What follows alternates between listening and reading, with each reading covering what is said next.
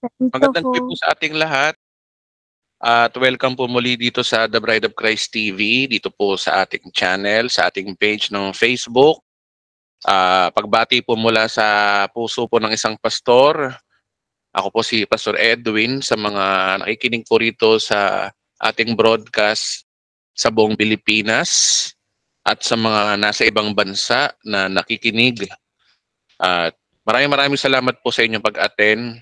May dahilan po ang Diyos kung ba't po kayo naandito. Kasi nandito po kayo kasi may gustong sabihin ng Diyos po sa inyo, no? O, tayo mga Kristiyano ay yung paggawa ng mabuti, sisiw na yun. Di na tayo kailangan pang pangaralan. Di na tayo kailangan pang sabihan, takutin. Na yung good works ay bunga na lang po yan ng ating pananampalataya sa Panginoon. Okay, so eto matinding bakbakan na naman po ng ating pag-aaral ngayon, ano? Medyo mahaba-haba ito mga kapatid, ipagpasensya nyo na. Kasi ang topic po natin ngayon, kagaya ng sinabi ko last week, ay eto eh. Ayan, eto. So topic natin ngayong araw na ito ay ano bang pagkakaiba ng taong umiiwas sa kasalanan sa taong umaabuso sa kasalanan sa mata ng Diyos, no? Kasi alam niyo po, no, marami po mga pastor na tuturo, especially itong mga sabadistang to, no. Gusto nilang sumunod sa utos daw ng Diyos eh. Gusto nilang yan daw ang magliligtas sa kanila pag sumunod sila kay Kristo. Wherein look good nga naman sumunod kay Kristo. Tama po yun. Ang kaligtasan po talaga ay na kay Kristo. Pero tanong, alin dun sa sinabi ni Kristo ang susundin mo para maligtas? Diba? Kasi sila, ang assumption nila para daw maligtas, sumunod ka kay Kristo, doon sa pinag-uutos. Gaya nito, noong nakarang araw, no? Galit na galit sa akin to, yo. Hindi ko naman inaano. Kumakain lang naman ako ng ice cream. Bigla akong sinabihan ng ganito eh. Wait lang Ano yung sarap-sarap ng kain ng ice cream mo, may mababasa kang ganun, ano? Kinilabutan ako nun. Eto, sabi niya, yan, sablay. Baguhin ko boses ko mga kapatid, ha? Kasi yung mga boses ng kambing ganito eh. Yung mga ayaw nang magbabago ng boses ko, pagpasensya nyo na. Baguhin ko lang Sabi niya, ganito boses, kambing na kambing to eh. Sabi niya, yan ang sablay na paniniwala mo kung dino ka man. Dino ka man daw, dino ka man. Baka sino ka man.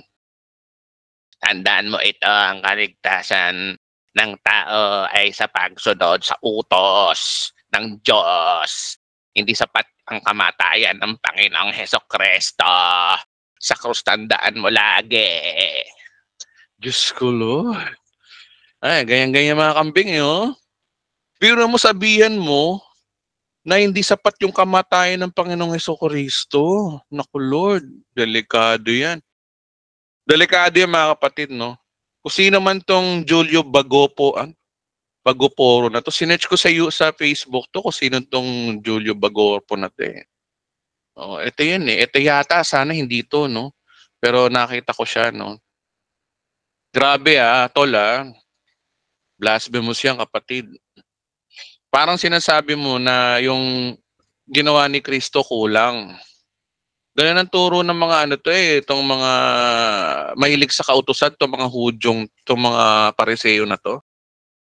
Gusto nilang sumunod sa utos.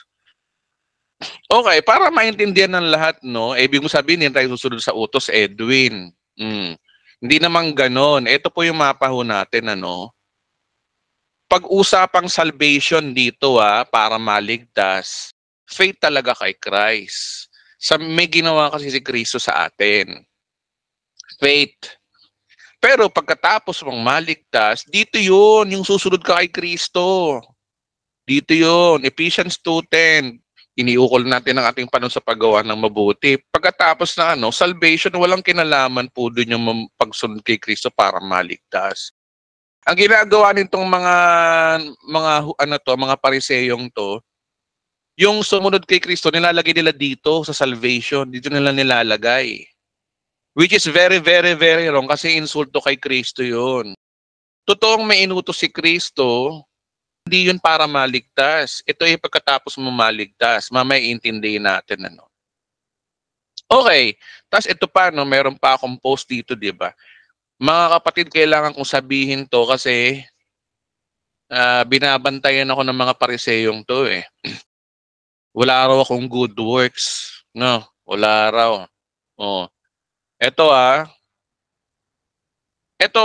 yung ating tinuturo, ito yung doktrina natin sa salvation. Eh. Sabi, ang taong nanampalataya sa tinapos na gawa ni Kristo ay ligtas na. Ito yun. Una, merong first step tsaka second step. Ang unang step, maligtas ka muna sa pananampalataya. Sa gawa, may ginawa si Kristo. May ginawa siya. O, yun ang di nila alam. May ginawa si Kristo. Tapos mamaligtas, dito na yun, no? Automatic na siyang sumusunod sa 10 utos ng Diyos. O, 10 utos ng Diyos, pwede naman natin gawin din yun eh. Eh yung madali na yun, ano ba 10 utos, di ba? O una, ibigin mo, hindi pala yun. Una, wag kang sasamba, wag kang gagawa ng larawan rebulto. Eh madali lang naman yung ginagawa naman natin yun, di ba? O, ano ba yung 10 utos pa? Ipangilin mo ang araw ng Sabat daw, kahit hindi tayo Hudyo, pero to mga Sabadista, Sabat to mga to eh, Hudyo kasi to mga to eh. Oh, nagsisimba naman tayo linggo-linggo, 'di ba? Meron tayong ano ngayon, Sunday service ngayon. Ano pa? Ginagawa naman natin, check. Ano pa? Huwag kang magnanakaw, huwag kang papatay. Hindi naman natin ginagawang pumatay ah. Matik yun eh, matik. Kailangan pa bang i-memorize yun? Di ba? Igalang mo ayun ama't ina. Hindi naman tayo bastos sa magulang, di ba? Matik na yun, di na kailangan ipaalala sa atin yung 10 utos na yan eh, kasi pag nakay Kristo ka na, madali na yan. Ibigin mo ang iyong kapwa gaya ng iyong sarili. Madali naman yun, ginagawa naman natin yun, di ba? Hindi nga lang tayo perfect, pero ginagawa natin. Kaya nga automatic na kayong gumagawa ng mabuti. Automatic tayo nagmamahal sa Diyos. Alam nyo, doktrina naman talaga na wala talaga tayong kaya na magmahal sa Diyos dahil patay tayo. Pero bilang tao, kaya nating magmahal sa Diyos. Andun pa rin, di ba? Kaya nga ako nagpapatugtog ng, di ba? Pag nagpapatugtog tayo ng Christian song, agaya kanina, di ba? Nagpapatugtog tayo ng Christian song. Yun ay damdaming pagmamahal sa Diyos yun eh. Di ba? Sa mata ng tao, kaya natin gawin yun. Pero sa mata ng Diyos, siyempre, alam naman natin na tayo patay, wala tayong kakayanan. Pero ginagawa pa rin natin. So, tinuturo ko pa rin na magmahal tayo sa Diyos, di ba? Kaya nga sabi ko dito, no, hindi na kailangan turuan para maging mabuti. Hindi na kailangan takutin para sumunod sa Diyos. Hindi na kailangan makipagtalo pag nagtuturo. Pero itong mga Sabadista na to, gusto-gusto lagi, debate. Gusto nila, pagalingan, ano? Alam niyo mga kapatid, hindi na kailangan may pagtalo eh, 'di ba? Ang nangyayari sa kanila, gusto nila debate. Di ko tayo ganoon. Ako hindi ako makikipagdebate mga kapatid. Para saan, 'di ba? Anong sense para may pagdebate ka kasi yung isa ipipilit niya siya at tama. Eh ako rin naman siguro pipilit ko rin na akong tama. Para saan? Sasayang lang tayo ng lawa. Eh kung ikain lang natin sa Vikings 'yan, 'di ba? Yayain ko si no? Kain na lang kami sa Vikings, di ba? Libre ko pa siya. Kasya naman yung magdebate, Diyos. Ano yan eh, palibasa kasi yung mga bata pa kasi, mga isip bata pa kasi. Ano yung mga bata, gusto lagi sila magaling, di ba? Ganyan ang mga kabataan, di ba? Gusto nila sila magaling. Di ba? Pag nagmumotor, kung napakatuling, gusto nila lagi sila nauuna. Pag nagdadrive sa kamote. Karamihan yung mga kabataan, puro yabang kasi. Pero silang gustong patunayan. Kaya, nako, hindi ako gano'n. Matanda na ako. Wala na akong dapat patunayan pa dahil tutuusin. Isa lang naman ang pinagmamalaki ko si Kristo eh. Sila, pinagmamalaki nila mga sarili nila. So, hindi tayo gano'n, ano? Wherein di tayo dapat gano'n. Okay, so yun lang ha. Gusto ko linawin. Mabubuting gawa ay after mong maligtas. Ngayon, magbabasa tayo, no? Basahin natin tong posible ba talaga na maiiwasan mo ang kasalanan? Yung ba ang tinuturo ni Kristo? Ay yung ba ang kautusan? Kasi kung titingnan nyo naman, kung itatype mo dito sa computer, no? Pakita ko sa inyo, ayan na, type ko. Nakikita nyo naman siguro, no? Oh. Utos. Search natin kung may utos si Kristo. Ano ba utos ni Kristo? Utos. Yan. Utos. Type natin. Saan? Sa New Testament. Hanap tayo. Search natin O, kagaya niyan, no? Yan yung mga lumabas na sa search, no? 80 verses found. Pero yan, babasahin ko isa-isa, wala O, kagaya nito, no? O, guro. Alin po ba ang pinakamahalagang utos sa kautusan? Tanong niya. O, eto yun, alam na natin to, di ba? Ibigin mo ang yung Diyos. Alam na natin to, ito yung utos. O, meron pa bang utos si Kristo? Hanapin natin yung utos na yan. Ito ang pinakamahalagang utos. Ano daw? Ibigin mo ang yung kapwa, gaya ng yung sarili. So far, yun palang nakikita natin sa Mateo, Marcos, Lucas 1, na utos na sinasabi nila. Hinahanap ko yung utos na sinasabi nilang utos daw ni Kristo O, ano pa? Pero ang tanong, itong utos na to, ito ba ay paraan para maligtas? Wala naman sinasabi rito na paraan para maligtas Katunayan, ang utos na ito, sabi rito sa dalawang utos na ito, nakasalalay ang buong kautusan ni Moses. Katuroan ng mga propeta, Old Testament. O, di ba? Old Testament to Itong utos na tinanong kay Kristo, si Kristo naman, pinapaliwanag lang niya ang kautusan. Remember, sa panahon na to, si Kristo, under the law.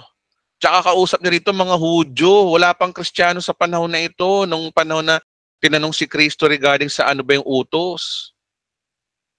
Sinunod ng mga alagad ng utos ni Jesus doon, inihanda ang Pampaskwa. Ito pala yung utos. Hanap talaga tayo, no? Kung ano yung utos Winawalang kabuluhan ninyong utos ng Diyos. Ito, basahin natin to. Winawalang kabuluhan ninyong utos ng Diyos at sinusunod niyo yung mga katuroan ng tao. Sinabi ni Jesus, gagaling ninyo. Para lamang masunod nyo ang tradisyon, pinapawalang bisa nyo ang utos ng Diyos. Guys, mga kausap ni Kristo, mga Pariseo. O, alam ba't ko nasabi, ito, halimbawa, inuutos ni Moses na igalang mo ngayong ama't ina. Ikautusan to O. Tingnan, hinahanap natin sa Bible yung word na utos. Utos daw ni Kristo, no? O, nasa Marcos na tayo, sinabi ni Jesus. Ito, basahin natin to. Sinabi ni Jesus, ang gagaling ninyo para lamang niyo masunod. Inulit lang to ni Marcos, yung isa sinasabi ni Mateo. Next. Huwag ninyo sabihin kanino man kung sino kung mahigpit na utos sa kanila. O, yun, utos. Walang laman. Ano lang, dialogue lang. Ito, Marcos 10:3. Sumagot siya, ano ba utos ni Moses? So, Moses na naman.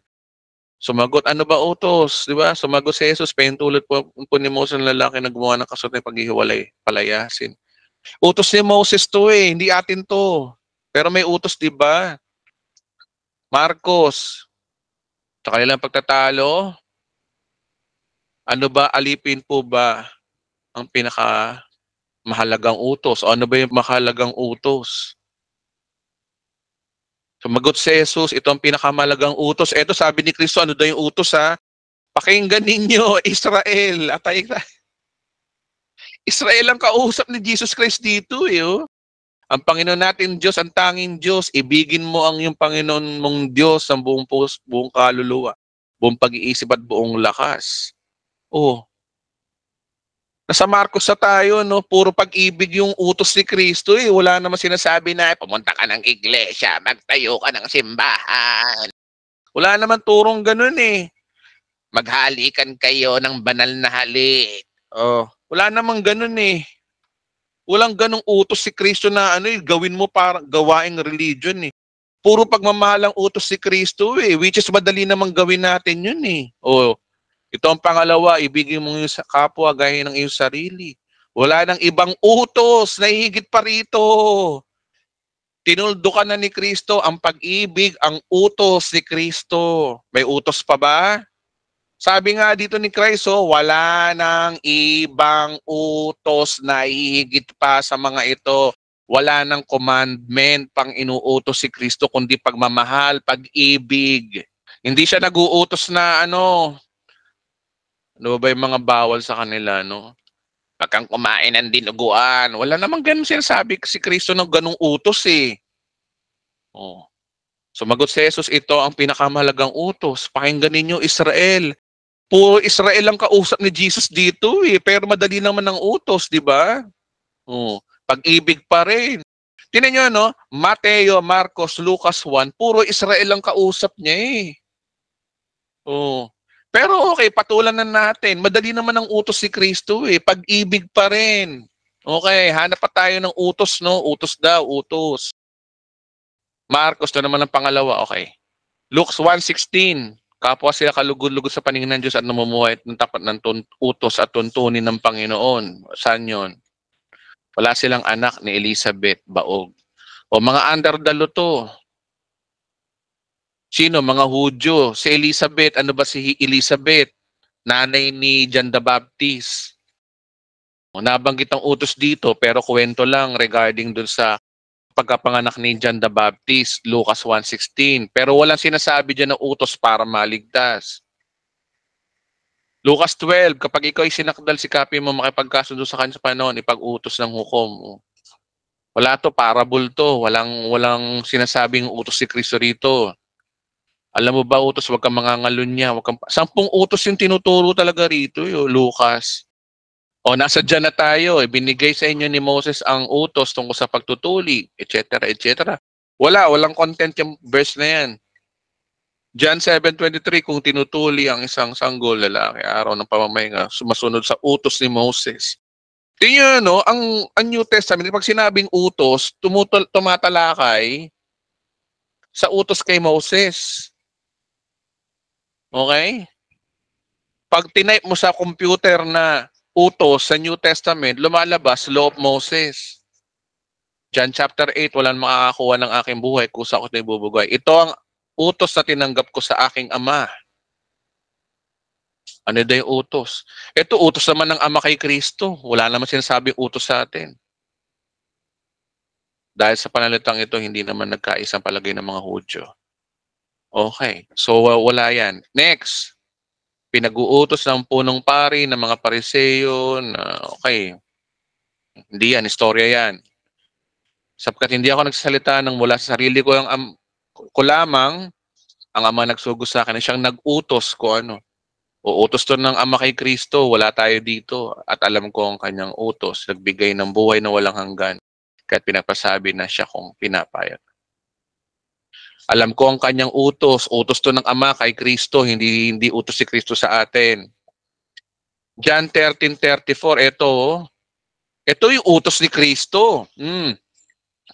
Isang bagong utos ang ibinibigay ko sa inyo ngayon. Ito, letra por letra, o ano daw yung utos? Mag-ibigan kayo. Kung paano kayong inibigay, hindi naman mag-ibigan kayo. Kung kayo mag-iibigan, makikilala ng lahat na kayo mga alagad ko. Ang dali ng utos ni Kristo, pag-ibig pa rin eh. Wala naman sinasabi na pumasok ka sa gantong reliyon, kumain ka ng ganta, magpista ka, magpakahudyo ka. Wala naman ganun eh. Huwag ka magmumura, huwag ka manonood ng Netflix. Wala naman ganun eh. Walang ganun eh. Wala siyang utos na gano'n na good works. Wala eh. Iisa lang ang good works na tinuturo ni Kristo, pag-ibig eh. John 14:20, ang tumatanggap sa mga utos ko at tumutupad dito ay siyang umiibig sa akin. Ang umiibig sa akin, iibigin siya ng Ama. Iibigin ko rin siya. Ano tong utos na to? Pag-aralan natin to, no? Ang tumatanggap sa mga utos ko. Ano kaya yung utos niya to? At tumutupad nito ay siyang umiibig sa akin. Ang umiibig sa akin ay iibigin ng aking Ama. Iibigin ko rin siya at lubusan magpapakilala sa kanya. O ang tanong dito, ano yung utos na to?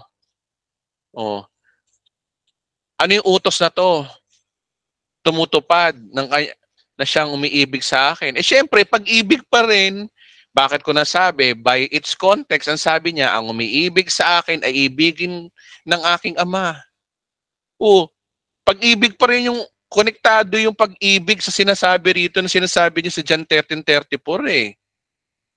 Isang bagong utos, mag-ibigan kayo. Tapos pag-ibig kay Kristo, puro pag-ibig yung turo ni Kristo eh. Oh. Oh. Nasa dyan na tayo, no? Kung tinutupad ninyo ang aking mga utos, manatili kayo sa aking pag-ibig. Ano yung utos? Manatili kayo sa aking pag-ibig. Yun ang utos. Ha? Kung tinutupad niyo yung aking mga utos, puro pag-ibig eh. Tulad ko, tinutupad ko ang utos ng aking ama at ako'y nananatili sa kanyang pag-ibig. Oh. Tingnan natin by its context kung ano tong utos na to. Ginagalugad natin yung utos ni Kristo, mga kapatid. Yun ang ating ginagawa ngayon. Kasi, hindi ko maintindihan sa kanila kung ano yung utos na sinasabi nila eh. Kung tinutupad ninyo ang aking mga utos, manatili kayo sa aking pag-ibig. Ano yung utos dito? Tinutupad ko ang utos ng aking ama at ako'y nananatili sa kanyang pag-ibig. So pag-ibig ang utos dito. Bakit? Kasi sabi niya, tinutupad ko ang utos ng aking ama at ako'y nananatili sa kanyang pag-ibig. So anong utos ng kanyang ama? Pag-ibig. Oh. Yun ang example niya. Kaya yung sinasabing kung tinutupad ninyo ang aking mga utos, manatili kayo sa aking pag-ibig, ang utos ni Kristo ay pag-ibig pa rin. Oh. Mamaya paliwanag ko sa inyo yung love Sabi rito, no? Ito pa. Kung kayo'y mag-iibigan, kung kayo mga kaibigan ko, tinutupad ninyo ang aking mga utos. Bakit niya sinabi yan? Verse 13, atras tayo. Walang pag-ibig na higit pa sa pag-ibig ng isang tao nag-alay ng kanyang buhay, ng kanyang kaibigan. Puro pag-ibig yung tinuturo ni Kristo. Nasaan yung utos dito na na dapat may gawin para maligtas? Wala na. Nasa finish line na tayo. Nasa axe na tayo eh. Ano nangyari sa inyo? Ano yung utos na pinagkakanan nyo? Na para maligtas daw, sumunod daw sa utos. Gaya nito, Gaya nitong taon to.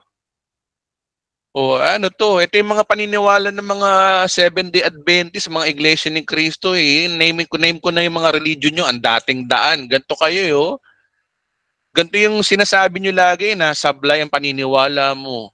Kung sino ka man, tandaan mo ito. Ang kaligtasan ng tao ay sa pagsunod sa utos ng Diyos.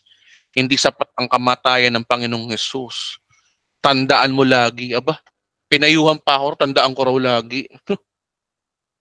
Pinayuhan pa ako nito. So hindi talaga sa Kaya tama yung ating pananampalataya at sinasabi talaga ng Biblia na ang pagsunod kay Kristo ay after mo maligtas. Na-save ka muna dahil sa pagtitiwala mo kay Kristo na ikay pinatawad sa iyong mga kasalanan at yun ang naging dahilan kung bakit ka naligtas forever. Yun ang dahilan. Okay? Pagkatapos mo maligtas, ito na yung good works yung sinasabi ng Ephesians 2:10. At sumunod kay Kristo. Ano ba yung utos ni Kristo? Sumunod kay Kristo. Mag-ibigan kayo. Kasi alam niyo mga kapatid, ang pag-ibig sa kapwa, general view yan eh. Yan yung pinaka dahilan kung bakit tayo gumagawa ng mabuti. Kaya tinumbok ni Kristo yung yung pinaka dahilan ng paggawa ng mabuti. Kasi pag sinabi kasing pag-ibig sa kapwa, good works yun. Yun ang good works. Alam niyo kung bakit? Kasi tingnan mo yung halimbawa, ano ba yung mga good works? Halimbawa, may lumapit sa iyo, kapatid mo, nangutang sa iyo, pinautang mo. Bakit mo pinautang yung kapatid mo? By return ba? Hindi. Kaya mo pinautang kasi naaawa ka. Wala siyang malapitan kundi ikaw lang, kaya mo pinautang. Ang tanong dito, bakit mo pa rin pinautang? Kasi mahal mo. Kapatid mo eh. Yung magtutulak sa'yo doon yung pagmamahal. Kaya tama si Kristo, ang pag-ibig, ang susi para maging mabuti kang tao. Yung pagmamahal yun eh. Pag nagmamahal ka, madali na sa yung gumawa ng mabuti. Kaya ang inuutos si Kristo rito, Para makagawa kayo ng mabuti, motivated by love. O, di ba? Kaya nga sabi sa Corinthians meron man akong pananampalataya na makapag-move ng mountain or everything. Kung wala naman akong pag-ibig, para lang akong pompyang o batingaw na nonsense. Kaya ang pag-ibig talaga, yun ang susi para makagawa ka ng mabuti sa kapwa mo. Di ba? At yun ang dahilan, kung may pag-ibig ka, hindi ka dapat nakikipagdebate. Di ba? Hindi ka nakikipagtalo. Nire-respeto mo yung paniniwala ng ibang tao kung may pag-ibig ka. Di ba? Yun ang pag-ibig. May pag-ibig ba yun o ikipagtalo ka? Diyos ko. Pag-ibig ba yan? Pag-ibig nga yan. Pag-ibig sa sarili yan yung ginagawa nila. Debate. Para masabi na sila yung magaling. Sila yung superior. Sino nataas? Sarili nila. Sarili nyo. Kapag kayo, pastor, eto nilalahat ko kapag kayo, pastor, gustong-gusto nyo makipagdebate, ibig sabihin yan, yabang lang po yan, yabang. Kayabangan po yung, ganyan si Satanas yabang. Gusto lagi nakikipagtalo. Di ba? Kasi bakit ka nakikipagdebate? Para masabi na ikay ano ba dahilan? Ano bang motibo? Ba't ba nakikipagdebate? Para saan? Diba? Si Kristo ba natataas doon? Hindi. Tignan niyo yung mga debate ni Soriano laban sa Baptist, Soriano laban sa mga iglesia. Sino natataas? Si Soriano. Sino natataas? Sarili natin. Ay nako, haba niyan mga kapatid. Okay. So Romans tayo, isang chapter lang muna. Next week lang yung Okay, basa tayo Ito, tandaan nyo, pag nagbabaso kayo ng Romans, dapat mag-focus tayo dun sa ano ba yung kasalanan dito. Okay? Kasi marami nagbabasa ng Romans kaya nagkakaloko-loko kasi hindi nila alam yung meaning ng sin. Okay? Lalo na yung mga mahilig sa Tagalog. Kaya tuloy, akala nila yung sin dito ay yung inaakala nilang kasalanan. Sasablay ka kapag binasa mo ang Romans na hindi mo alam ang meaning ng sin. Okay, hermeneutics tayo, Kapag nag-i-interpret tayo ng Bible, hindi tayo nag-i-interpret ng Bible dapat. Dapat inaalam mo yung meaning ng Bible. Dapat inaalam mo yung sinasabi ng Biblia. Dapat inaalam mo muna yung totoong sinabi ng Biblia, hindi yung ikaw yung nagbibigay ng kahulugan sa Bible. Tandaan po natin, we interpret the Bible, kunin mo yung meaning. And the way na kunin mo yung meaning is proper hermeneutics. Sa proper hermeneutics, dapat inaalam mo muna sino ang sumulat, sino ang nagsasalita, anong panahon ba ito sinulat, kanino ba ito sinulat. Okay? At higit sa lahat, yung context. Kasi alam nyo po alam naman natin lahat na ang sulat ni Pablo ay sulat yan. Walang chapter verses yan.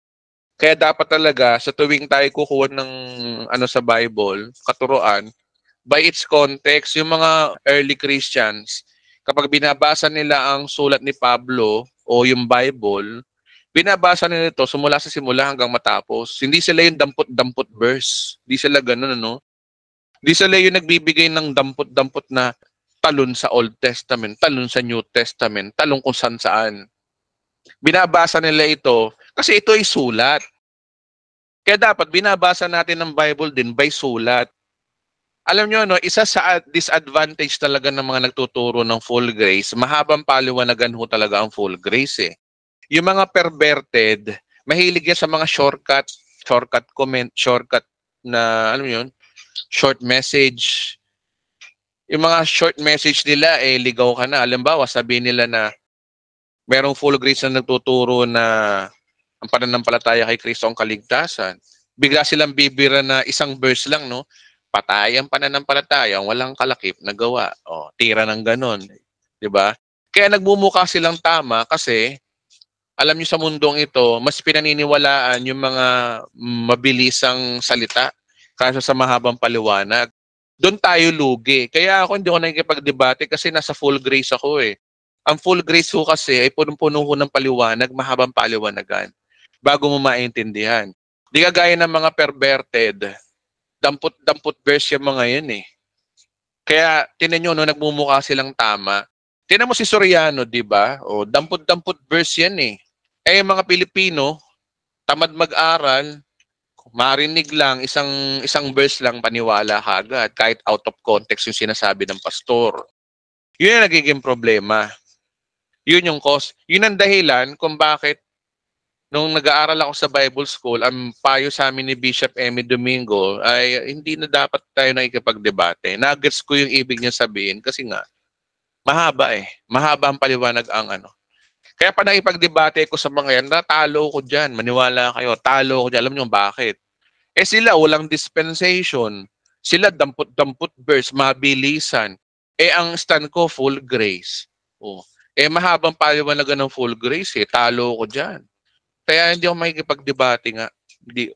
Kahit kayo mga kapatid, lugi kayo pag nakipagdebate kayo sa mga yan, talo kayo dyan, maniwala kayo. Kasi maraming ano yan eh, short na ano, short verses, short na madaling paniwalaan. Titirahin ka niya sa kung talong-talong kung saan sa mga tipaklong ang mga verses ng mga yan eh.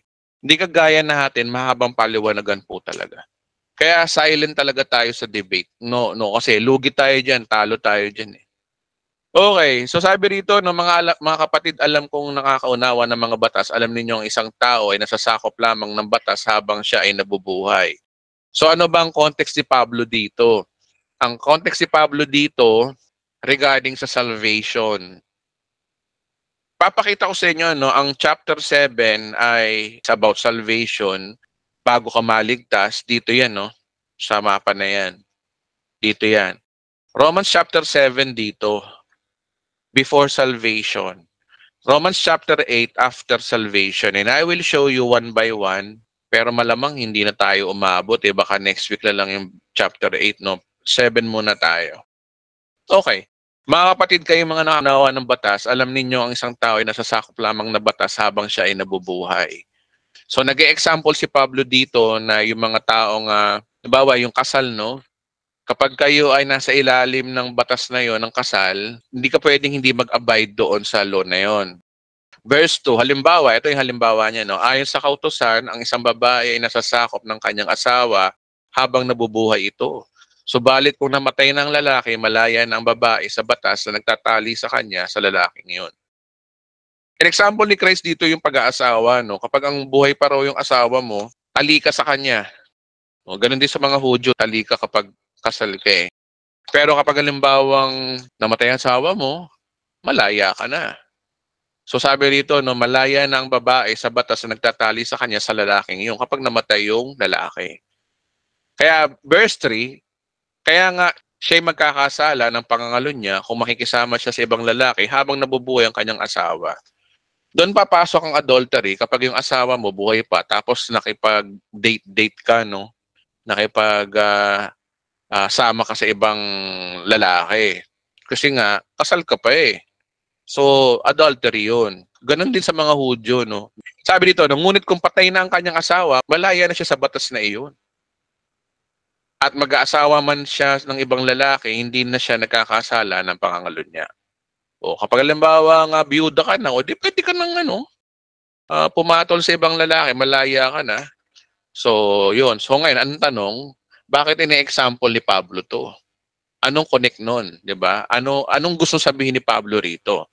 Basahin natin ng verse 4. Ang sabi rito, no, gayon din naman, o pag sinabing gayon din naman, kapareho to, no? Illustration niya. Ang mga taong nakalaya at hindi nakalaya. Okay? Kaya sabi rito, no, gayon din naman, mga kapatid, namatay na kayo sa kautusan dahil kayo ay bahagi ng katawan ni Kristo.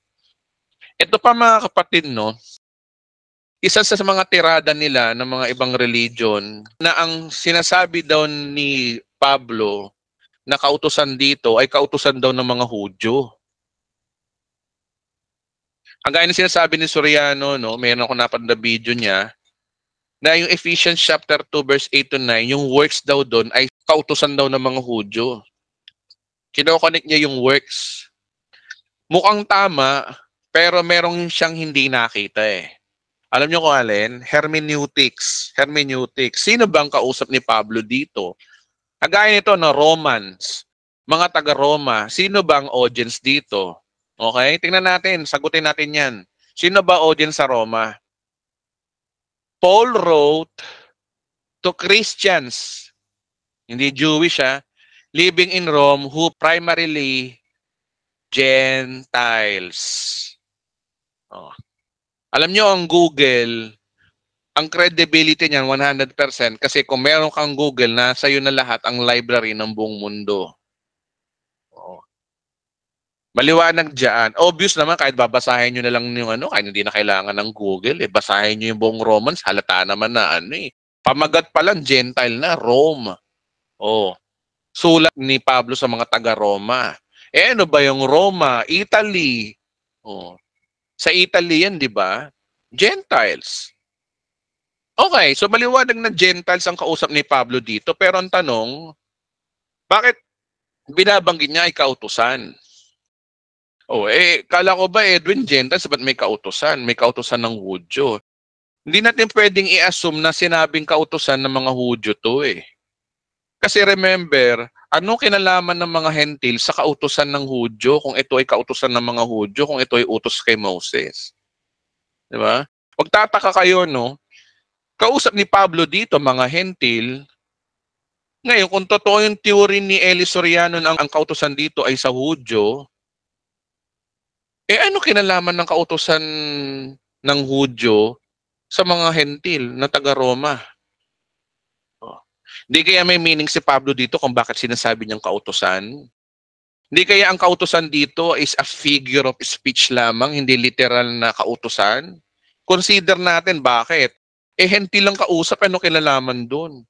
Diba? Parang ganito yung sentence sa mga kapatid, no? Sa Japan, merong, anong tawag doon sa bulaklak, sa Japan? Halimbawa, sa Japan, may cherry blossom. Halimbawa, meron akong kamag-anak na taga-Japan. Sabihin ko sa kanila na, umuusbong na ba ang cherry blossom dyan sa inyo? Siyempre, makaka-relate siya kasi bakit? Sa Japan kasi may cherry blossom. Di ba? Ngayon, magtaka kayo kung ganito. Susulat ako sa sa Samar, sa Pilipinas, sa Samar. Sabihin ko, kamusta na dyan sa Samar? Umuusbong na ba ang cherry blossom dyan? Magtataka ka, loko-loko tong si Edwin, paano mo sinasabi na may cherry blossom dito sa Samar? Hindi naman tayo, wala naman, di ba? Magtataka kayo. Ngayon, dito rin magtaka ka. Ang kautusan sa Hudyo.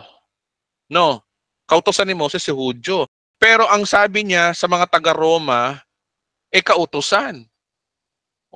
Kung iti-take mo to ng literal, di niloloko lang tayo ni Pablo. Nagjo-joke si Pablo? Kasi ang kautusan, kung ito ay kautusan ni Moses, yun, lokohan, di ba? Wala namang kautusan ni Moses sa Italy So, ibig sabihin, may meaning si Pablo. Bakit sinabi niyang kautusan? Anong kautusan ang tinutukoy niya dito? Ano ba ang kautusan ng mga Hentil para sa mga Hentil? Dapat i-relate natin doon sa saang lugar. Kaya nga hermeneutics, di ba? Saang lugar ba ito isinulat? Sino ang kausap? Hentil. Ngayon, posible ba na may kautusan ng mga Hudyo sa mga Hentil? Imposible. The way we interpret the Bible, kapag ang isang bagay ay imposibleng mangyari, ito ay figure of speech. Dapat natin matutunan mga kapatid, kapag tayo nag-i-interpret ng Bible, kapag alamin natin kung ano yung literal, alamin natin kung ano din yung spiritual. We will take literal kapag posibleng mangyari sa totoong buhay. Pero pag imposibleng mangyari sa totoong buhay, gawin natin yun na i-figure of speech. Halimbawa, talon muna tayo sa Revelation. Halimbawa, Revelation, Revelation chapter 12 verse 1. Sabi dito, kasunod nito'y lumitaw sa langit ang isang kakaibang palatandaan, isang babaeng nararamtam ng araw at nakatungtong sa buwan. Ang ulo niya ay may koronang binubuo ng 12 bituin. Malapit na siyang manganak, etc., etc. Tingnan ito, Meron daw isang babaeng nadaramdam daw ng araw at nakatungtong sa buwan. Ang ulo niya may koronang bububuo ng 12 bituin. Ang tanong, literal ba nating i-interpret yan na merong sa huling araw na merong babae na ang damit niya ay araw? Nalilitaw dyan sa langit? Meron bang ganon? Oh. Hindi mo pwedeng gawing literal yan. Kasi imposibleng mangyari sa totoong buhay. Pag imposibleng mangyari sa totoong buhay, we will take that as figure of speech. Oh. Na yung babae dyan ay simbolo lamang, yung araw dyan ay simbolo lamang, ang buwan ay simbolo lamang, tapos yung mga koronang binubuo ng 12 bituin, lahat yan ay simbolo. Kasi malayong mangyari sa katotohanan. So ganun din dito sa verse na to, no? Ganun din dito, imposibleng magkaroon ng kautusan ng mga Hudyo sa hentil. Hentil yun eh. Ano kinalaman ng kautusan ng mga Hudyo ron? So, we will take this as spiritual aspect. Oh. Pag sinabi kong kautusan, human performance. Oh. Ano ba yung mga human performance? Works. Kaya figure of speech to ng works. Kaya ang tinuturo ni Pablo dito is all about yung works mo para ma-please mo si Kristo. Yung mga performance natin. Kaya kung babasahin mo to in paraphrase, sabi dito, no, gayon din naman mga kapatid, namatay na kayo sa performance. Pag sinabi kang kasing kautosan, performance, imposibleng maging literal to eh. Dahil kayo bahagi ng katawan ni Kristo. At ngayon kayo'y kabilang na nakipag-isa sa Kanya na muling binuhay upang magbunga tayo ng mabubuting gawa. Tinan nyo, no, nakipag-isa muna siya. Pagkatapos mo makipag-isa kay Kristo, magbubunga ito ng mabubuting gawa para sa Diyos. Ano na una? Pananampalataya o pakikipag-isa kay Kristo. Analyze natin yung verse, no? At gayon kayo kabilang sa nakipag-isa sa Kanya sa muling binuhay. Mabilang daw tayo sa mga ligtas.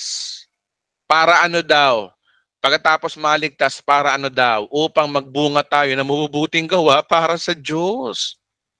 Yan ang meaning ng verse na yan. Without Holy Spirit, hindi nyo maiintindihan yan. Kung wala kayong banal na Spirito, hindi nyo maiintindihan ang verse na to. At hindi nyo rin naiintindihan tong preaching na to kung walang banal na Spirito sa inyo. Kasi sa verse na to, si Kristo ang tinataas eh. Verse 5. Nung tayo'y namumuhay pa ayon sa ating likas na pagkatao, ang ating mga masasamang hilig na pinupukaw ng kautusan ay nag-uudyok sa atin ng gumawa ng mga bagoy na hantong sa kamatayan. Nung tayo pa raw ay hindi pa born again, hindi pa nakakilala sa Panginoon, yung sinabing namumuhay pa tayo ayon sa ating likas na tao, ang ating masasamang hilig daw ay pinupukaw daw ng kautusan. Totoo naman yan, di ba? Kung ano yung bawal, yun ang ginagawa mo. Pinupukaw ka ng utos eh. Bawal magtapon ng basura dito. Marami nagtatapon ng basura doon. Huwag kang mangangalunya. Nangangalunya ka nga. Kasi yung kapangyarihan ng kasalanan ay nasa kautusan eh. Dati raw ganun daw tayo. Kasi nabubuhay tayo sa kautusan. Ay nag-uudyok sa atin ng gumawa ng mga bagay na antong sa kamatayan. Siyempre, sunod ka ng sunod sa utos ng Diyos, wala ka namang kakayanang sumunod sa utos ng Diyos.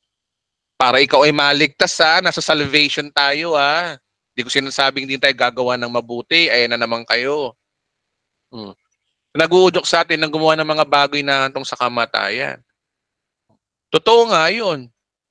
Na dahil sa ating pagsunod sa kautusan, nabubuhay tayo sa kasalanan.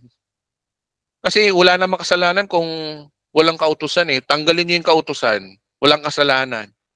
Yun ang sinasabi dito sa verse na to. Basahin natin verse 6 para malinaw. Ngunit malaya na tayo ngayon mula sa kautusan. Ito yung religion, kautusan, gawaing religion, performance. Hindi to literal na, kagaya sinabi ko niya, hindi to literal na law of Moses. Dahil namatay na tayo sa kasalanan dating umaalipin sa atin. Verse 7, ang ibig bang sabihin nito ay kautusan ay masama? Parang ganito yan, ano? Ang ibig bang sabihin nito ay ang utos ng Diyos ay masama. Kasi pag sinabing kautosan, utos ng Diyos. Kaya sinasabi nito, ang ibig bang sabihin nito, ang kautosan ng Diyos ay masama. Ano sagot ni Pablo? Hindi. Kaya nga lamang, yun, meron siyang pero eh.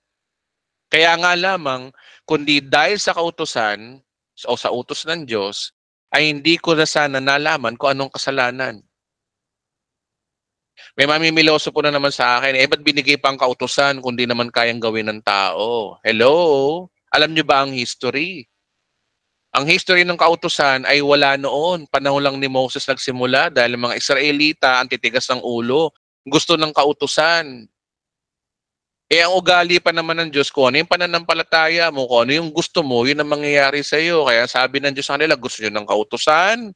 O sige, let's get it on. O, basahin nyo mga kapatid, Exodus 19, pababa, ang mga Hudyo nabubuhay sa biyaya. Exodus 20, pataas, ang Hudyo nabubuhay sa law. Kasi nag-trigger ang Diyos doon.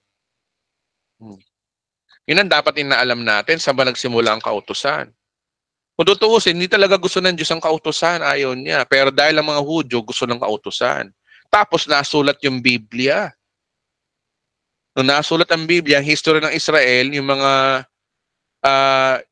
sinulat doon yung nangyari sa Israel. Tapos sa panahon naman natin ngayon, may nagbasa ng Biblia, hindi naintindihan ng Biblia, hindi nila alam na ito sa mga Hudyo. Oh. Ganun tayo naligaw eh. Oh. Akala natin tayo yung kausap doon, akala natin sa atin yung kautusan. Oh. Sabi dito, no, ito paraphrase natin na kundi dahil sa utos ng Diyos o kautusan, hindi ko na sana nalaman ang kasalanan. Ito yung mga Sabadista at mga Iglesia ni Cristo at mga Katoliko at mga Eli Soriano follower, sang-ayon ba kayo pag sinabing kautusan, utos ng Diyos? Utos ng Diyos to utos ng Diyos. Kautusan, utos ng Diyos.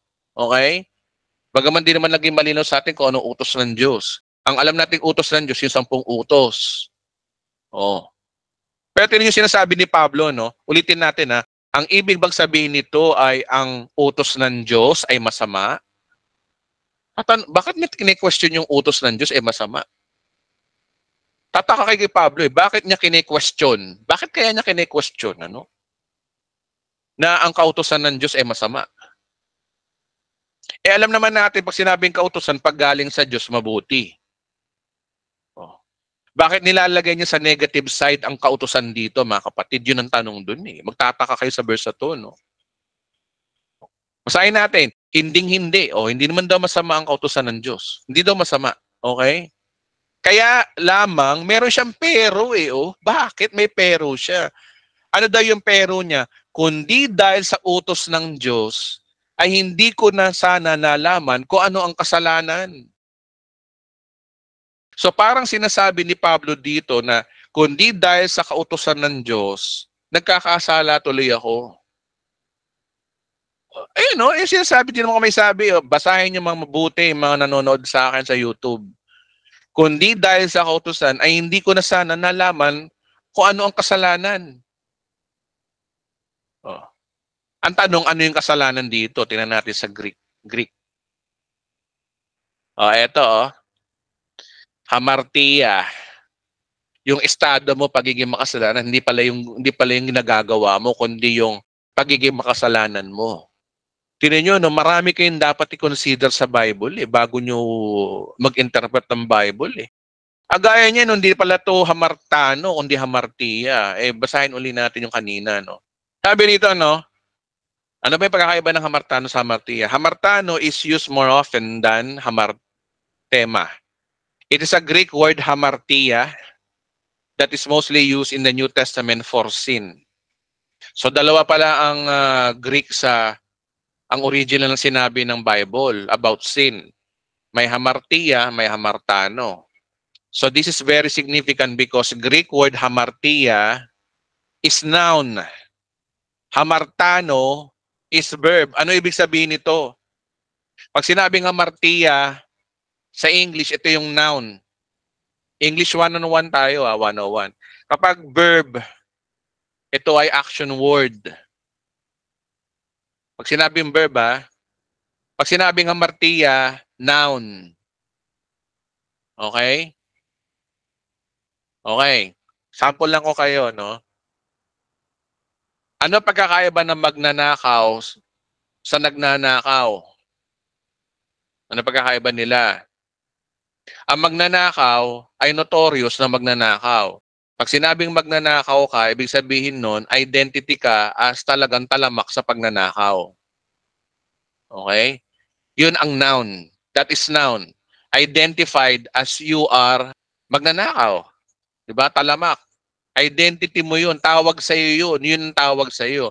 Ano naman na pagkakaiba niya sa nagnanakaw? Yung nagnanakaw, pwede naman yung nagnakaw ay hindi naman talaga magnanakaw, kaya nagnakaw kasi nagnakaw. Hindi natin pwedeng husgahan yung mga nagnakaw ay talagang magnanakaw talaga. Nagnakaw lang. Ayun yung action word. Ayun yung ginawa ng nakaw. Pwede yung magnanakaw ay identity niya as bilang magnanakaw at yung ginawa niya ay nagnakaw. Yun ang pagkakaiba nila. Action word yung nagnakaw. O ganun din sa tao. Pag sinabing kasalanan, iba yung makasalanan sa nagkakasala. Okay? Pag sinabing makasalanan, ito yung identity mo bilang makasalanan sa mata ng Diyos. Sa mata ng Diyos tayo, ito yung estado ng buhay mo, estado. At yung hamartano naman, ito yung nagagawa mo. Tinutukoy ni Pablo dito na kasalanan ay hindi yung nagagawa mo, kundi yung pagiging makasalanan mong tao. Yung identity mo. Kaya sabi dito na ibig sabihin nito ay ang kautusan ay masama. Hindi. Kaya nga lamang, kundi dahil sa kautusan, hindi ko sana nalaman na ako ay hindi to kasalanan makasalanan dapat to. Hindi ko nalaman na ako'y makasalanan. Dapat yung interpretasyon dito kasi hamartiya to eh. Hindi ko na sana nalaman ko ano ang pag-iimbot. Ang sinasabi ng kautusan ng Diyos, huwag mong pamagnanasa na maangkin ang pag-aari ng iba. Okay, verse 8. Ngunit dahil sa kautusan, ang loob ko'y pinukaw ng kasalanan. Tingnan no? Kautusan is utos ng Diyos. Pero na ginagawang negative ni Pablo, no? Ang loob ko'y pinukaw ng kasalanan sa lahat ng uri ng kasakiman. Okay? Naalaman niya sa sarili niya na siya pala ay makasalanan dahil sa utos ng Diyos. Masakit sa tenga ito sinasabi ko Ito to naman, di ba pagkautosan, utos ng Diyos? Sa Hudyo, Law of Moses. Sa atin, mga Kristiyano, kautosan ng Diyos. Ano ba utos ng Diyos? Inalam natin kanina, di ba, ang kautosan ng Diyos sa mga Kristiyano sa panahon ni Kristo, di ba, pag-ibig lang? Di ba? Kaya kung nagnakaw ka, hindi ka umibig. Kaya kung chinismis mo yung kapatiran mo, hindi pag-ibig yung kasalanan yun. Yun ibig sabihin sa atin. Sa mga Hudyo, iba. Involved sa kanila yung moral law, ceremonial law, at yung 613 na law. Yun sa kanila. Sa atin, pag-ibig lang. Dapat ma-identify natin kung anong kautusan ni Kristo, kung anong kautusan sa New Testament, anong kautusan sa Old Testament. Sa Old Testament, ang dami. Sa New Testament, iisa lang, pag-ibig sa Diyos at sa tao. Kaya yung kautusan na binabanggit dito ay kautusan ng Diyos. Pero si Pablo, negative yung kanyang trato sa kautusan. Sabi niya, ang loob ko'y pinukaw ng kasalanan sa lahat ng uri ng kasakiman. Sapagkat walang kasalanan kung walang kautusan. Translate natin in human term, sapagkat walang kasalanan kung walang utos ang Diyos. Sakit sa tenga nito sa mga taong hindi alam ang full grace. Sakit sa bangs ito. Utos ng Diyos, mabuti yun Tapos sasabihin mo, yun ang dahilan ng aming pagkakasala. Aba, hindi ako may sabi. Basahin yung Biblia nyo. Huwag kayong amen ng amen sa akin. Basahin nyo ang Biblia nyo. Romans 7:8, sapagkat walang kasalanan kung walang kautusan. Sapagkat walang kasalanan kung walang utos ang Diyos. Sino ang problema ngayon? Ang utos ng Diyos mabuti. Tapos di mo kayang sumunod. Sino ang problema?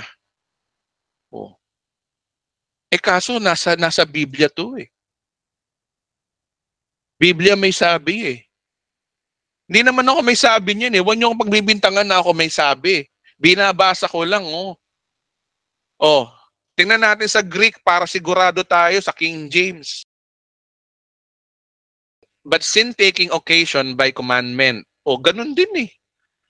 Road me in all manner of concupiscence. Sorry. Wala akong tanong para mag-pronounce ng tamang English. Sabi rito, no, for without the law, sin was dead. Ganun din.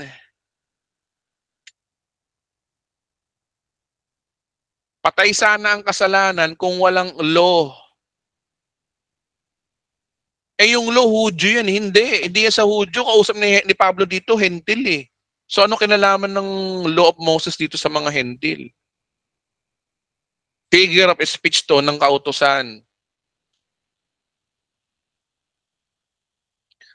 Religion pa more. Religion pa. Sige lang, religion ha. Tapos ito sasabihin nitong isang to, no? Sabi nito, no? Balikan natin sinabi dito. Sabi daw nito.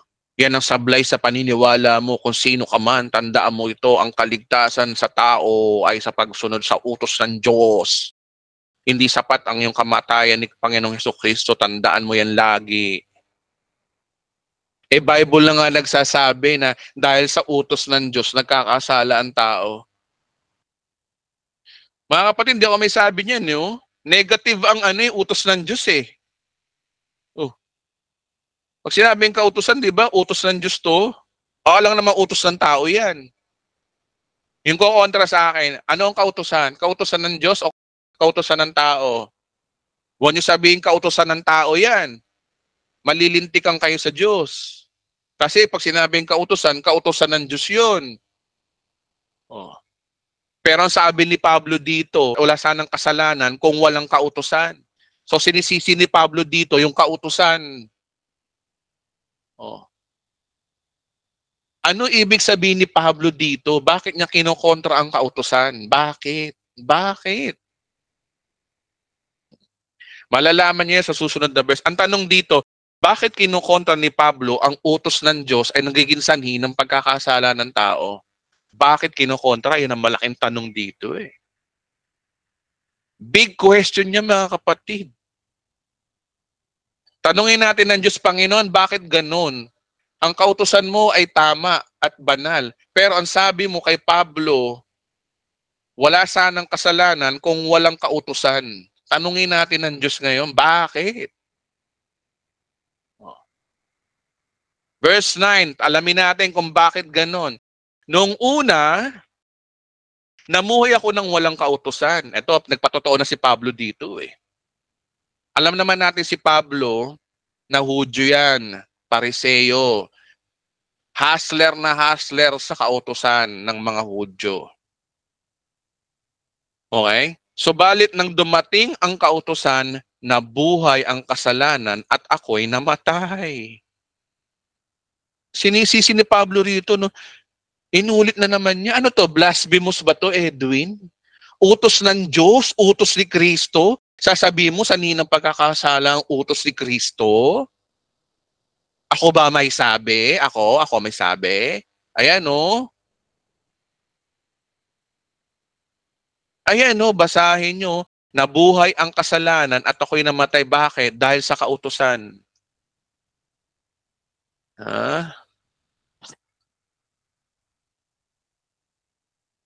Ang kautusan dapat sanang nagdulot sa akin ng buhay, ang siyang nagdulot sa akin ng kamatayan. Bakit? Sinasabi ni Pablo to, naku, naiiyak ako. Bakit mo sinasabi to, Pablo? Utos ng Diyos yan eh. Mga Seventh-day Adventist, mga Katoliko, mga Iglesia ni Cristo, mga born-again Pentecostal. Ano pa? Lalo-lalo na yung mga disipulo ni Soriano. Paano nyo ipapaliwanag ang verse na ito?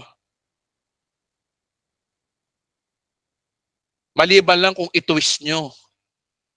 Yung mga yan, kapag hindi sang-ayon yung turo sa kanila, tinitwist nila eh. Ayan sa mga Woody yan, kautusan ni Moses yan. Diyos ko. Yan na nga o letra por letra. Ang kautusan dapat sanang nagdulot sa akin ng buhay o sinasabi na ang kautusan ng Diyos na dapat sana magdulot sa akin ng buhay, ang siya nagdulot sa akin ng kamatayan. Ang kamatayan daw dito, ito ang kamatayan dito, ay nagdulot daw mula sa kautusan. Ibig sabihin ng sinasabi rito, ang kautusan daw talaga ay kamatayan. You know? Pero utos ng Diyos yan utos ng Diyos yan. Tinuturo sa simbahan niya, sumunod ka sa utos ng Diyos. Ang pinakatanong dito, bakit masama ang kautusan? Bakit? Bakit masama yung inuutos daw ng Diyos sa sabi nyo? Bakit? Di naman ako may sabi eh. Romans chapter 7 mga kapatid, mga kababayan ko sa Pilipinas. Bakit? 11, sapagkat kinasangkapan ng kasalanan ng kautusan upang ako'y dayain at sa gayon ay napatay nga ako ng kasalanan. Napaka-deceiving talaga no?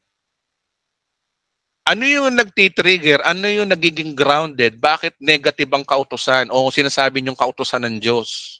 Bakit?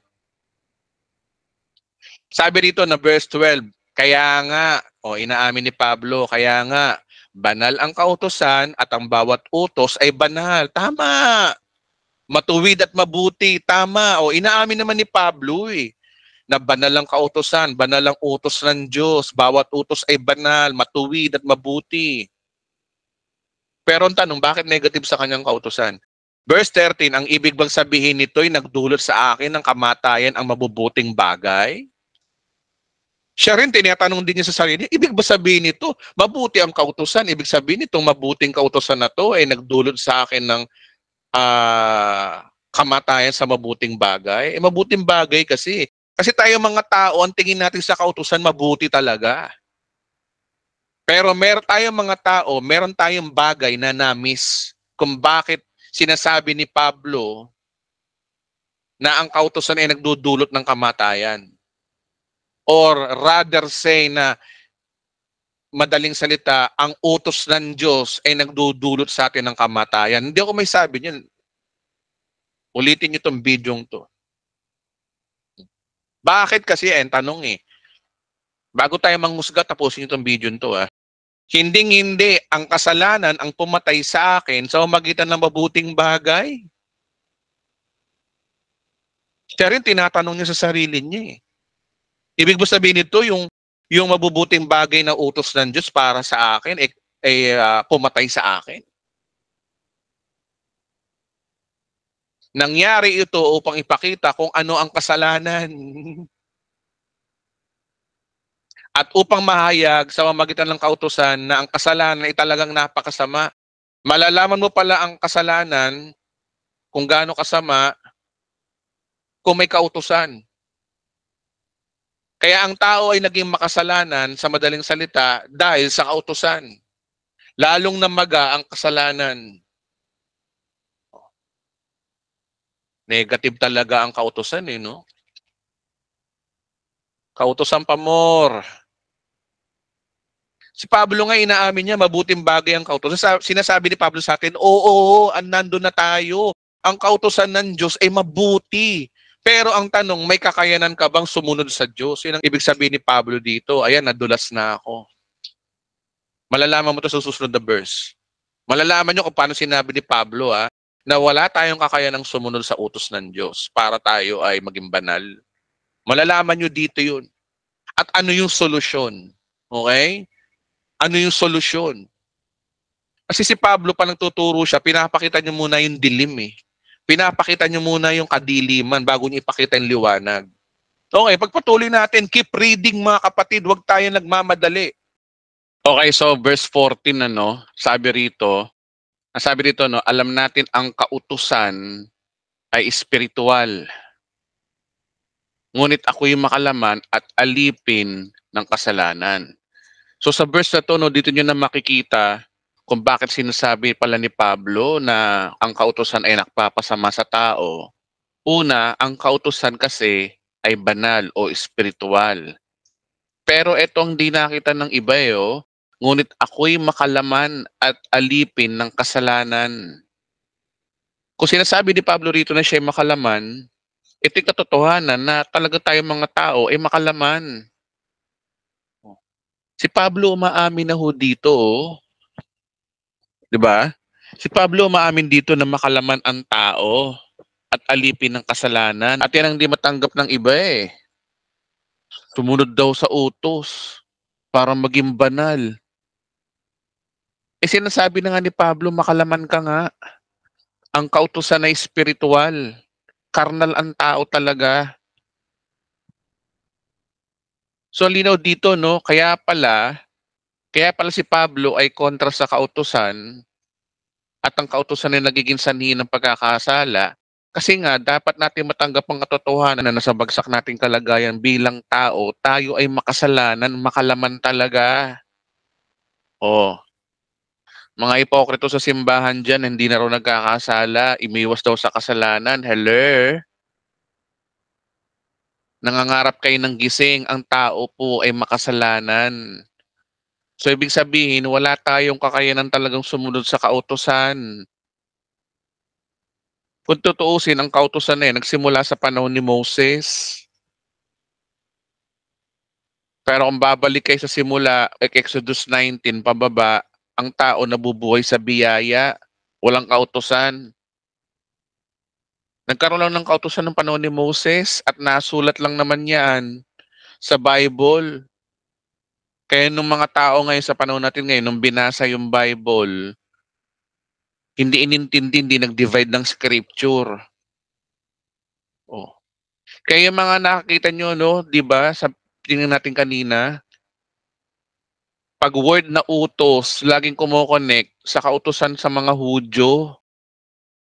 Kasi nga sa Hudyo nagsimula ang utos, sila ang inutusan ng Diyos. Dahil itong mga Hudyong to, napakatitigas ng ulo. Gusto ng kautusan.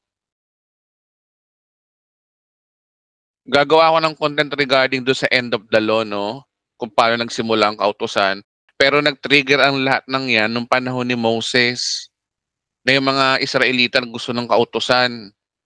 Ang Diyos gusto ng biyaya, pero ang mga Israelita gusto ng kautusan. So ano ngayon nangyari? Gusto nyo ng kautusan? O sige, mula bukas Moses ha, yung mga Israelita, wag lalagpas sa paanan ng bundok, papatayin ang sino mang lumagpas doon. Maghugas kayo, maligo kayo. So mula nag-trigger ang Diyos na, nagtampo na ang Diyos sa mga Israelita kasi ang gusto ng mga Israelita, utos. Doon nagsimula ang kautusan. Kung tutuusin, hindi talaga kalooban ng Diyos ang kautusan. Ayaw niya. Dahil naiintindihan ng Diyos na ang tao ay makasalanan, walang kakayanang sumunod sa utos niya. Pero dahil gusto ng tao ng kautusan, o sige, tingnan natin kung papasa kayo. Kaya nga sinasabi ni Pablo dito, no, wala kang kakayanan, makalaman ka nga, karnal ka nga. Tapusin itong video na to Tapusin itong video na ito. Sa dulo nyo malalaman yung solusyon. Pinapakita lang ni Pablo rito yung problema. Okay, so maliwanag na dyan wala kang kakayanan. Next verse. Hindi ko maunawaan ang aking sarili sapagkat hindi ko ginagawa yung gusto ko. So ano ba yung gusto natin? Hindi ko maunawaan yung sarili ko Sapagkat hindi ko ginagawa yung gusto ko. Tayo din naman, di ba ganyan? Ayaw natin ng kasalanan, di ba? Sino dito ang gusto ng kasalanan? Di ba lahat tayo ayaw? Ayaw naman talaga natin gumawa ng mali. Ayaw natin yun. Mga mahilig sa kautusan. Kami rin mga born again, no? Kami din mga full grace. Ayaw din namin ng kasalanan. Ayaw namin yan. We hate sin. We both hate sin. Nandun na tayo Pero bakit kinukontra ni Pablo rito yung kautusan? Yung kautusan ng Diyos mismo, bakit na kinukontra dito? Ito, painggan natin yung patotoon niya. Sabi niya, no, sa halip, aking kinasuklaman ko ang siya kong ginagawa. 'Di ba? Pareho din ni Pablo tayo. Nasusuklam tayo sa ginagawa natin. 'Di ba? Nakakasuklam talaga eh. 'Di ba? Nakakasuklam magmura. Nakakasuklam mangchismis. Nakakasuklam magsinungaling. Nakakasuklam manood ng pornografiya. Nakakasuklam na hindi ka sumusunod sa magulang mo. Nakakasuklam talaga yung mga kapatid. Nakakasuklam maging bakla. Nakakasuklam maging tomboy. Talagang nakakasuklam yan. Nakakasuklam na na mangusga ng tao. Talagang nakakasuklam yan, mga kapatid. Yun ang sinasabi ni Pablo. Pero pakinggan yung sinabi ni Pablo, no? Ngayon, kung ginagawa ko ang hindi ko gusto, nangangahulugang sumasang-ayon ako na mabuti ang kautusan. Ano ibig sabihin ni Pablo dito? Tingnan niyo mga kapatid, kung hindi ka malalim na tao, hindi mo maintindihan si Pablo eh. Kaya nga, without the Holy Spirit, hindi niyo maintindihan to. Okay? Yan yung si Pablo, no? Malalim tong taon to eh. Malalim, palibasa to, pariseo to eh. Palibasa ito, matindi pinagdaanan nitong kadiliman sa buhay eh. Kaya alam niya yung kasalanan eh. Lalo na sa kami, yung mga umaamin na tayo makasalanan, nakaka-relate tayo kay Pablo eh. Sabi sa 16, kung ginagawa ko ang hindi ko gusto, nangangahulugan, sumasang-ayon ako na mabuti ang kautusan. Sumasang-ayon ko sa kautusan kasi na-identify mo na hindi tama yung ginagawa mo. Ayon sa kautusan. Ngayon, ang tanong, sinong dapat sisihin dito? Ito yung sabi ni Pablo, no? Kung gayon, hindi na ako may kagagawa nun. Kundi ang kasalanang nananatili sa akin. Ano tong kasalanan na to? Sinisisi niya daw yung kasalanan. Basahin natin sa Greek. Sin. Hamartia. Kita nyo, di ba? So, ibig sabihin hamartia, hindi yan yung gawa mo. Hindi yung everyday mo nagagawa. Kundi yung pagiging makasalanan mo. Yung estado mo bilang tao na makasalanan. Yun ang sinisisi ni Pablo. Hindi yung ginagawa niya. Hindi yung nagagawa niya. Balik tayo kasi alam na natin na ito pala ay hamartia. Okay. Tingnan natin uli. Kung gayon, hindi na ako may kagagawa nito, kundi yung kasalanang nananatili sa akin. Tandaan po natin, naging makasalanan tayo by birth. Naamana natin kay Eva at Adan. Ang sabi ni Haring David sa Psalms, bata pa lang ako, makasalanan na ako. Nasa sinapupunan pa lang ako ng aking ina, makasalanan na ako. Ang tinutukoy doon, yung pagiging makasalanan mo, hamartia. Kaya ka pala nagkakasala o nakakagawa ng mali kasi makasalanan ka talaga. Yun ang worst. Di pa ako tapos may solusyon dito eh. Okay, verse 18. Alam kong walang mabuting bagay na natili sa aking katawang makalaman. Kaya kaya kong naisin ng mabuti, ngunit hindi ko nga lang magawa ang mabuting nananais ko. Totoo naman yun, di ba? Totoo naman yun, di ba? Na yung gusto mong gumawa ng mabuti pero hindi mo magawa. Di ba? Parang kanta nung araw, nung kindergarten pa lang ako. Gusto kong bumait ngunit di ko magawa. Di ba? Ay, yung kantang yan, gusto kong bumait ngunit di ko magawa. Kindergarten lang ako nun. Jokes! Joke, kindergarten nun. Binata na ako nun. Niloloko ko lang kayo. Kasalanan magsinungaling. Okay? Pero meron kantang ganun. Sa mga nakaka-relate yung mga nasa 40s na dito nakaka-relate yon. Mga batang 90s. Okay. Gusto mong bumait pero hindi mo magagawa. Diba? Kaya kaya kong naisin mabuti ngunit hindi ko nga lang magawa ang mabuting nananais ko. Bakit? Kasi nga dahil ikaw ay makasalanan. Sapagkat hindi ko ginagawa ang mabuting gusto ko at ang masamang hindi ko gusto ay siya kong ginagawa. Totoo naman yun, di ba? Yung mga iwas sa kasalanan dyan, kaya nyo? Kaya nyo umiwas sa kasalanan? Makasalanan pa rin kayo. Huwag tayong hipokrito. Yung mga pastor na galit, no? Na daw? Yung mga tinuturo nila, no? Talagang 7 paraan para hindi ka magkasala. Umiwas ka sa kasalanan, di ba? Sumunod sa utos. Di ba? Eh yung utos pala sinusuka ni Pablo. Gusto-gusto niyo ng kautusan pero si Pablo sinusuka yung kautusan. Sino ang mas banal sa inyo ni Pablo? Sino mas tama sa inyo ni Pablo? Sino ba si Pablo? Tinawag para sa ating mga hentil. Kasi kung kontra nyo si Pablo, tapon nyo na Biblia nyo. Nasa Bible si Pablo Nasulat sa Bible to di tapon nyo ng Bible nyo kung ayaw nyo ng kung hindi kayo sumasang-ayon kay Pablo. Dahil si Pablo na nga nagsasabi, sinusuka diyang kautusan. 20. Kung ginagawa ko ang hindi ko nais, hindi na ako gumagawa nito kundi yung kasalanang nananatili sa akin. Yung hamartia, hamartia to. Tingnan natin kung hamartia ulit. Double check tayo lagi. Eto 20. Ayan, hamartia na naman. So, hindi yung nagagawa natin kasalanan ng issue rito, kundi yung pagiging makasalanan talaga Inuulit ko, hindi yung issue sa atin dito yung nagagawa nating mali, kundi yung pagiging makasalanan natin. Yung estado nating bilang makasalanan. Ito 21, ito natuklasan ko, kapag nais kong gumagawa ng mabuti, ang masama ay malapit sa akin. Siyempre, makasalanan ka Madali kang kapitan talaga ng kasalanan. 7:22, sa ibuturan ng aking puso, ako'y nalulugod sa kautusan ng Diyos. Maraming ganyang Kristiyano, di ba? Feeling, pag sumusunod daw sa utos ng Diyos, feeling nagiging banal sila. Kung ganun din si Pablo rito, inaamin niya na sa kaibituran daw ng kanyang puso, nalulugod din daw siya kapag sumusunod sa kautusan ng Diyos. Ngunit may kaibang kapangyarihan ng bahagi ng aking katawan na salungat sa tuntunin ng aking isip. Ito na, naguguluhan na si Pablo rito. Hindi ko talaga maintindihan sarili ko. Pinapalipin ko ang kapangyarihan ito sa kasalanang nananatili sa aking katawan. Anong saklap ng aking kalagayan? Sino kaya ang makapagliligtas sa akin? Hopeless na siya sa kalagayan mapahamak sa akin. Kasi sabi niya, ang kautusan nagdudulot ng kasalanan. Siya ay makasalanan. Paano yun? Anong solusyon? Biro mo, ang tao, makasalanan. Kahit anong utos mo dyan, makasalanan pa rin.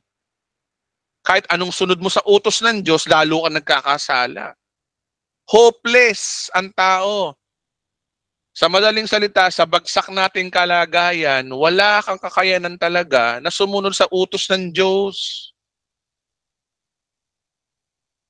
Di po natin kayang sumunod sa ipinag-uutos ng Diyos. Kasi sino may sabi? Ako ba? Biblia may sabi Si Pablo nga nawalan ng pag-asa. Si Pablo nga sumuko Kaya sumuko na rin kayo. Kayong mga kayong mga nagtuturo ng kautusan. Di pa kayo sumusuko Kami sumuko na. Kanino kayo susuko? Kanino? Kanino tayo magsosurrender? 25, wala nang iba kundi ang Diyos sa pamamagitan ni Kristo Jesus, ang ating Panginoon. Salamat sa Kanya, ito nga ang kalagayan ko sa aking pag-iisip, pinaglingkuran kong kautusan ng Diyos. Ngunit sa aking katawan ng makalaman, pinaglingkuran ko na ang tuntunin ng kasalanan. Sino ang bida? Hesus Kristo ang bida, ang ating Panginoon. Siya lang ang paraan para ikaw'y makawala diyan. Para sa mata ng Diyos ay kayo maging banal. Ano ba yung binayaran ni Kristo sa krus? Yun ang dapat niyong maintindihan. Babalik tayo sa krus. Yun ang sinasabi ni Pablo dito.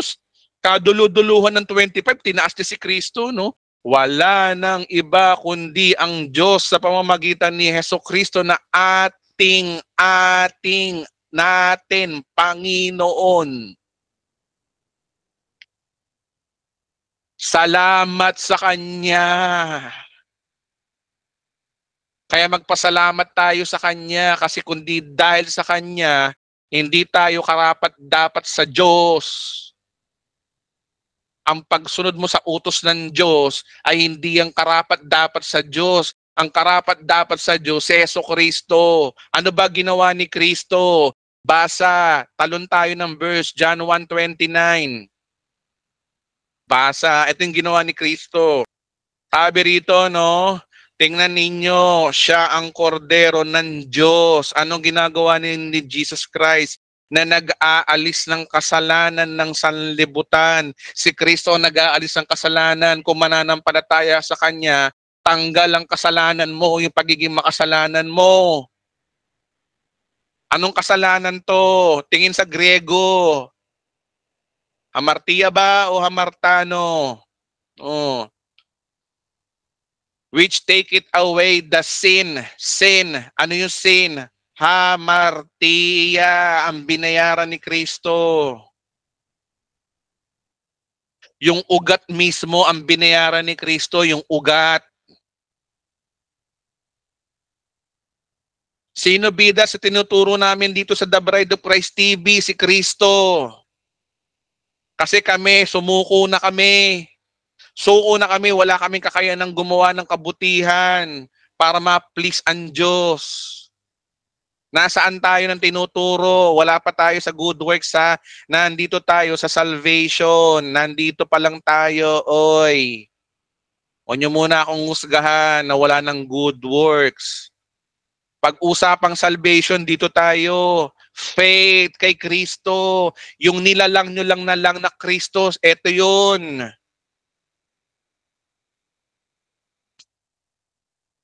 Lang sa inyo si Kristo ha. Gaya nitong isang to. Buti buhay pa to, no? Sabi nito na yan ang sablay sa paniniwala mo kung sino ka man. Natandaan mo ito, ang kaligtasan sa tao ay sa pagsunod sa utos ng Diyos. Hindi sapat ang kamatayan ng Panginoong Jesucristo sa krus. Tandaan mo palagi. Pinayuhan pa ako. Pinayuhan po raw ako. Natandaan ko raw lagi. Loko to. Pinangaralan pa ako nito na ano daw, na hindi raw sapat si Kristo. Kawawa tong taon to, no? Pag nakamatayan mo yan, kapatid, kawawa ka. Sin of ignorance. Sana nakikinig ka, kapatid, no? Okay, yan ang Romans chapter 7. Malino naman, di ba mga kapatid? Na yung kautusan ng Diyos, sinusuka rin ni Pablo. Sinusuka niya talaga. Kasi naiintindihan ni Pablo na sa bagsak nating kalagayan, wala tayong kakayanang sumunod sa utos ng Diyos. Bakit? Basa. Kala nyo kayo lang marunong magpadampot-dampot verse? Dadampot din ako ng verse. Dampot tayo. Gaya, padampot-dampot. Pero ito naman related sa pinag-uusapan natin eh. Oh, James. Yung paborito nyong si James. Apostol nyo, si James. Apostol nyong ang kausap Hudyo. Kaya kasi piling nyo Hudyo kayo eh. Ito sabi ni James, no? Ang lumalabag sa isa, kahit tumupad sa iba pang mga utos, ay lumalabag pa rin sa buong kautusan. Masunod mo pa ang isa, pero hindi. Ito, kagaya nitong mga pastor na to, no? Sumusunod daw sila sa Diyos. Utos daw ni Kristo. Pero nanlalait ng ibang channel. O doon pa lang, di nila sinunod si Kristo. Wala, di rin sila pumasa. Kasi sabi sa Bible, sabi ni Kristo, ibigin mo ang iyong kapwa. Pero naninira ka ng kapwa mo, pastor. Nasunod mo ba ang utos ni Kristo? Wala na, hindi ka na nakapasa. Impyerno ka na. Kasi sabi rito, ang lumalabag daw sa isa, kahit tumupad pa sa iba pang utos, lumalabag pa rin sa buong kautusan. Ibig sabihin mga kapatid, ang pagsunod sa Diyos dapat 100%. 100%. Kailangan, sa madaling salita, kailangan mong maging perpekto para pumasa ka. Ano ba yung kautusan ng Diyos? Kautusan ng mga Hudyo. Ang dapat mong sundin, yung 613 law. Kaya nga lang, masunod mo man yung kautusan, ang tanong, Hudyo ka ba? Wala rin, hindi rin counted sa'yo. Hentil ka eh. Wala rin, patay ka pa rin, impyerno ka pa rin. Ito yung mangyayari sa inyo Yung mga gusto ng kautusan, ito yung mangyayari sa inyo balang araw. Ganito ang mangyayari sa mga taong gusto sa kautusan. Ito mangyayari sa inyo, no?